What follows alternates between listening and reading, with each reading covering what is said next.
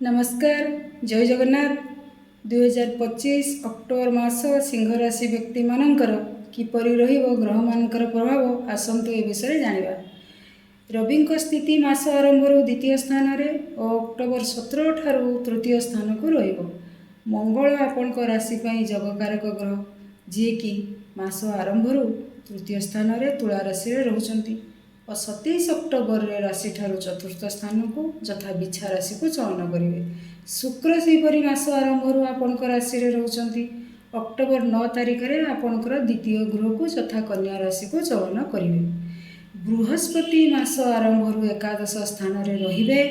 October 18 तारिख रे द्वादश स्थान को चयन करेंगे। तेणु मासर प्रथम भाग रे बृहस्पति शुभफल पाउथिले मध्य द्वादश भाव में बृहस्पति स्थिति एतेटा शुभफल आपण को प्रदान करिबो नाही।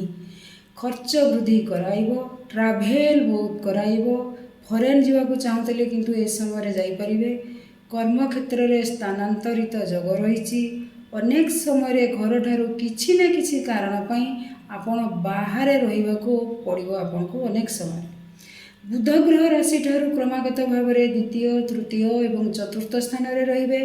ए मासरे पूर्व मास परि शनि स्थान अपरिवर्तित रहिबो। से मास सारा से अष्टम स्थान रे ही रहिबे। सेहीपरि राहुंकर स्थान राशि ठारू सप्तम भाव में और केतुंक स्थान आपणक राशि रे रहिबो। ये हैला सिंह राशि मानक पई अक्टोबर मासर गोचरीय राशिफलर स्थिति।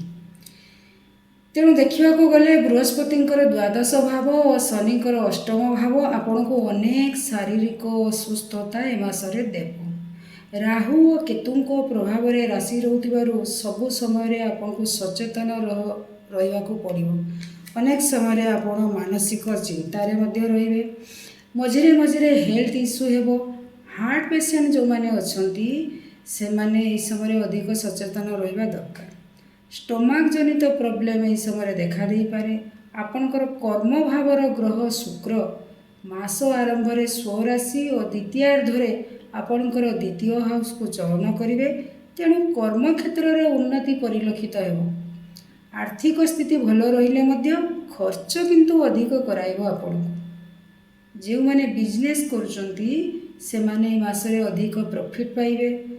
गवर्नमेंट सेक्टर को नहीं आपण ए मासटी लाभवान रहे। सर्विस रे थिले पदोन्नतिर जग रही। ट्रांसफर मध्य होई पारे। जदि कोनोसी उच्च पदपदवी रे आपण रहिचंती और करप्शन रे लिप्त अछंती ए मासरे टिके सतर्कता अवलंबन करंतु नहले एक्सपोज हेबार यथेष्ट पॉसिबिलिटी रही। मंगल राशि पई शुभ स्थान रे रहउथिबारु जागा बाड़ी गृह गाड़ी आदि को नहीं शुभफल पाइबे। जानवाहन जदि किणाकिणी करने को चाहूँगी अधिक शुभफल ए मासरे आपण पाइबे। जो माने खेलाड़ी अछंती से माने ए मासरे फल प्रदर्शन करिवे। जश ख्याति बढ़िबार सेमानकर संभावना रही। सप्तम स्थान रे राहुंकर स्थिति जगु जो माने व्यवसाय करुचंती से माने हठात अधिक प्रॉफिट करिवे तो पुणी केतेबेले सामान्य लॉस भी करेंगे। ए समय पार्टनरशिप बिजनेस करंतु नहीं नहले लॉस रे रहिबे। विद्यार्थी मानकर ए समय पाठ पढ़ारे बेसी मनोनिवेश करेंगे। सेमानक पई मासटी शुभफल देव। जेहेतु एकादश भाव में बृहस्पति स्थिति एमान को अधिक शुभफल प्रदान करिवो। उच्च शिक्षा पई विदेश गस्त करि परिबे। अक्टोबर 18 तारिख पर एथिरे अधिक शुभफल आपण प्राप्ति करेंगे। सप्तम स्थान रे राहु और अष्टम स्थान रे शनिकर स्थिति जगु स्वामी स्त्री भितर अधिकांश समय डिस्टर्बेंस देखा दे। तेणु से प्रति सजग रहा अनुरोध। लव रिलेशन रे थिले मास आरंभ भल रिलेशन थिले मध्य परवर्ती समय अनेक डिस्टर्बेंस देखा देव। ग्रहर स्थिति अनुसार परस्पर को संदेह करिवार यथेष्ट संभावना रही। तेणु सेतेबेले सतर्कता अवलंबन करने को अनुरोध। तेणु ग्रह मानकर शुभाशुभ स्थिति और तांकर अशुभर स्थिति को ध्यान रे रखी प्रतिकार कहूची। प्रत्येक दिन सूर्य नमस्कार करंतु। सूर्य को अर्घ्य प्रदान करंतु।